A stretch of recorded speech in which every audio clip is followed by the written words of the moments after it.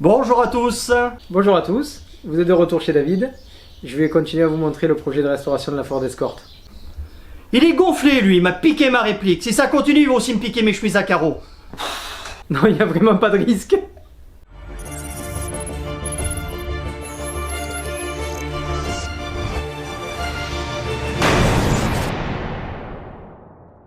Bon David, qu'est-ce qui a été fait depuis la dernière fois sur la voiture?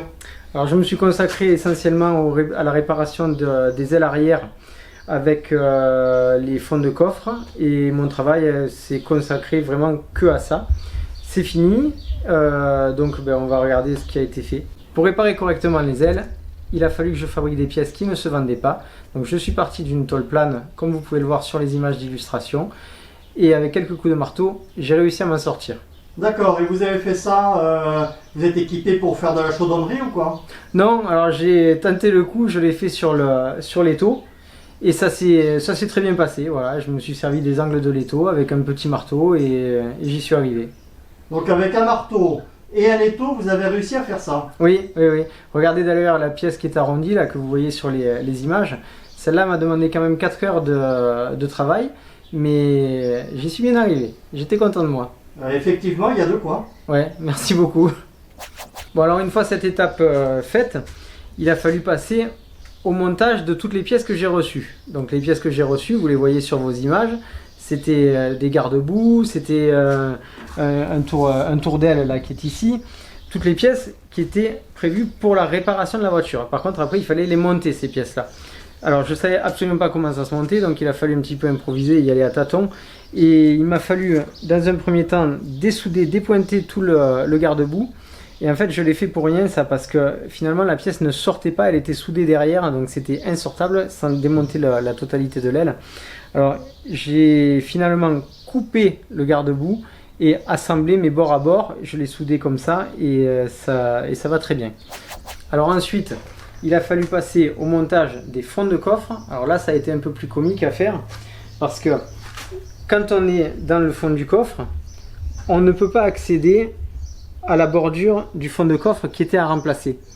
Alors là, comment j'ai fait? Plutôt que de tout démonter, j'ai coupé le garde-boue pour avoir de l'accès. Ça m'a permis de monter ce fond de coffre là qui était sur le côté, et en même temps ça m'a permis de réparer le garde-boue, le fond du garde-boue qui était complètement rouillé. Et là pareil, à partir d'une tôle plane, j'ai tapé, j'ai sculpté, et puis j'ai fait ce fond de garde-boue qui est soudé, ça se voit pas, c'est nickel. Voilà. Alors après, j'ai découpé le bas des ailes là, la bordure de l'aile, pour remplacer ce qu'on appelle l'arche. Alors par contre, j'ai eu une petite surprise quand il m'a fallu la souder. N'ayant jamais fait ce travail, quand j'ai voulu la monter, il a fallu que je regarde un petit peu sur internet comment faisaient les autres. Et là, je suis tombé sur une vidéo de Wheeler Dealer où le mécanicien montrait comment remplacer justement une aile, un bordel comme ça. Notre ami Aurélien. Voilà, c'est ça. Alors, il est très gentil, mais il m'a induit en erreur complètement. Il mettait qu'il fallait soyer la pièce. Alors soyer, ça veut dire faire un bordage, si vous voulez, où on passe l'aile en fait derrière l'aile d'origine pour avoir de la matière pour souder. Donc jusque là tout va bien. Par contre, après, à un moment donné, il vient, lui, il soude, avant de souder, pardon, il met des rivets avant de souder. J'ai fait la même chose, et quand je me suis mis à souder, donc en partant d'un côté à l'autre pour rejoindre en haut, les rivets, ce qu'ils ont fait, ils ont empêché la dilatation de la tôle, et du coup, je me suis retrouvé avec une aile qui maintenant est gondolée, et il faut la reprendre avec un tire-clou pour la redresser. Donc la moralité, c'est que si vous voulez changer une bordure d'aile, n'écoutez pas Aurélien.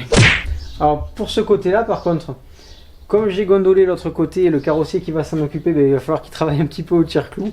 Alors je me suis dit, on va éviter de lui rajouter du travail, donc j'ai soyé l'arche, je l'ai positionnée, je l'ai pointé en bas de chaque côté, et c'est le carrossier qui la soudera, celle-là, comme ça, moi si ça gondole, ça ne sera pas de ma faute. D'accord, donc vous avez laissé tomber la méthode d'Aurélien. J'ai laissé tomber sa méthode, oui, absolument. Il va être triste s'il regarde la vidéo. Ben ma foi, tant pis, il se consolera. Alors l'autre jour, j'avais vu dans les commentaires où on a posé une question si j'allais monter le même parallélogramme de Watt que sur la Capri. Alors, on ne peut pas le monter sur cette voiture parce que pour faire du rallye historique, il faut que la voiture soit conforme à l'origine. Par contre, on peut améliorer le pont, et je l'ai amélioré avec des tirants ce qu'on appelle des tirants de pont. Donc c'était monté sur les RS 2000 et sur les Mexico. Alors les tirants de pont, c'est ça. C'est cette pièce-là. Donc cette partie vient se souder sur le pont. Cette partie vient se souder sur la voiture. Et il y en a deux, un de chaque côté du pont. Ça travaille comme ça. Et ça, au moins, c'est conforme. Et ça, c'est accepté sur les rallyes historiques. Là, vous pouvez le voir, j'en ai déjà monté un. Et je vais monter le second ou aujourd'hui ou demain. Alors ensuite, mais ça c'est uniquement pour le look. J'ai voulu lui donner un look de derrière. Elle va ressembler à une Mexico ou à une RS 2000. Elle ne ressemblera pas à une 1300 GT, mais bon, c'est pas bien grave. La différence n'est pas très grande de toute façon. Alors j'ai monté ces petits feux là, celui-là et celui-là, qui étaient montés exclusivement sur les Mexico et sur les RS 2000. Alors c'est tout simplement, un c'est le feu de recul, l'autre c'est un feu anti-brouillard. Voilà, j'ai trouvé que ça donnait un look un peu plus sympathique à la voiture. Pour le dessous du coffre qui a été rouillé, vous avez fait quoi? Alors pour le dessous du coffre, il a fallu tout brosser et tout anti-rouiller. Voilà. Je vois que vous avez remis en place le volant. Alors oui, j'ai remis en place le volant, mais pas que. J'ai surtout mis en place le nouveau tableau de bord que j'ai reçu, qui est un tableau de bord qui lui est en très bon état, puisque l'ancien était vraiment plus que fatigué. Donc là, elle est presque prête à partir en carrosserie. Oui. Elle va partir dans quelques jours, pour une quinzaine de jours. Et après, quand elle revient, il va falloir s'attaquer à la mécanique, au montage de l'arceau, au montage des sièges et toute l'électricité qu'il y aura à faire.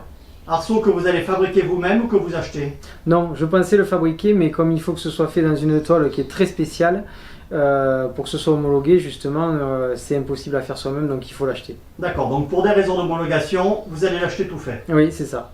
Donc on se retrouve quand pour la suite? Dans une semaine à peu près, juste avant qu'elle parte en carrosserie. D'accord, une semaine comme la dernière fois qui va durer un mois? Non, cette fois-ci, ça sera bien une semaine.